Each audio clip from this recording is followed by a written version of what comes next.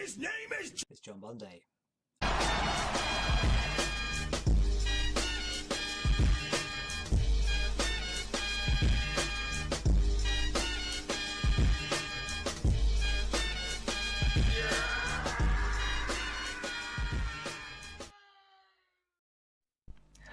It is Saturday, the 11th of October, and RPG number 10 is finished, and it is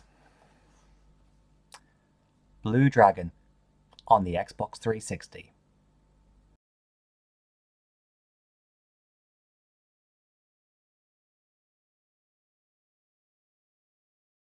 So, this one took about 44 hours to beat, I think, but yeah, so this is by Mistwalker, who, if you've been following the series, I also played Last Story earlier this year on the Wii, and also last year, Lost Odyssey, also on the 360. So Lost Odyssey and this are 360 exclusives. I say exclusives, they're on the Xbox Store and also on the backwards compatibility program. So if you have an Xbox that is 360 or newer, you can play these. So, and yes, definitely play these games. So, an epic adventure in a vast and mysterious world. Lead your friends on an amazing journey through an immense and visually stunning world. Empowered by shadow creatures, your party begins a bold adventure to reveal the truth about the evil Nene and save the world.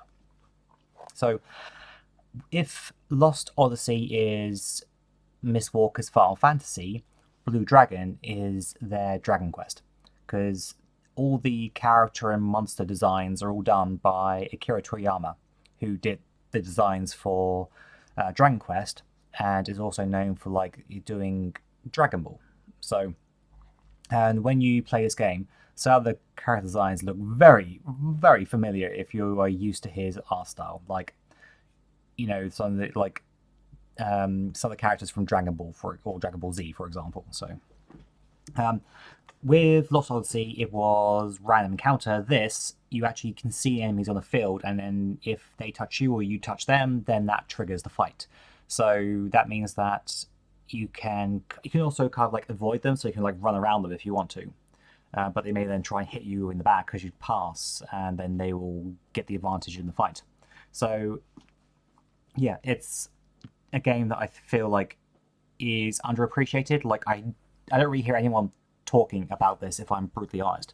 Lost Odyssey gets brought up, but not this one, nowhere near as much, which is a huge shame, and I think it's probably because it's locked on the Xbox. You know, so I think if this was, I know this is a Microsoft game studio, like yeah, it's Mistwalker, but this was made, you know, published by Microsoft. But really, this should be available on all platforms, and then it would have got the attention it deserved. And hopefully, with all the changes that Microsoft are making, maybe things like the Mistwalker games will actually become, you know, multi-platform. We can only hope. So, yeah. I don't want to say too much about the story because it is the story. One thing I will mention though is that, well, a couple of things. First of all, well, I didn't feel like I had to grind this game. As long as you're not skipping fights, you know, I was level 65, 66, 67 by the end, and that was more enough to get me through the game. So you don't really have to grind. I mean, there's one boss, optional boss, that if you want to get a certain part for like your airship later, I found that I had to like go off and like beat other bosses, other optional bosses before I can come back to that one. But otherwise, I didn't feel like I had to grind. And the thing that I've probably found like oddest, like okay, if I play like a Final Fantasy or Lost Odyssey, in certain fights, or you know, definitely in boss battles, you have to do a lot of preparation. For example, you know, using magic to increase your defense and your magical defense, or your attack and magical attack, so that you can survive the fight. And the way this game is done is more like a class structure. So when you get your shadows, there are several classes that are unlocked immediately. Those are like, you know, your fighter or your black mage, white mage, but then you can unlock others as you go along.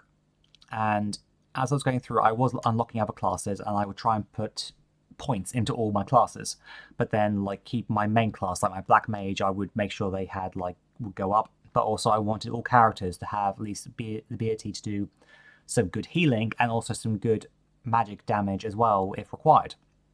But then also to be able to actually still do normal damage if the enemy is resistant to magic or absorbs magic. With me so far, fine. So I would also then put in points into assist, magic, and well, it's called barrier and support are the two classes. So barrier is things like shell or shield. In other words, block attacks. Assist is things like support is like for lowering the enemy's defense, raising your attack.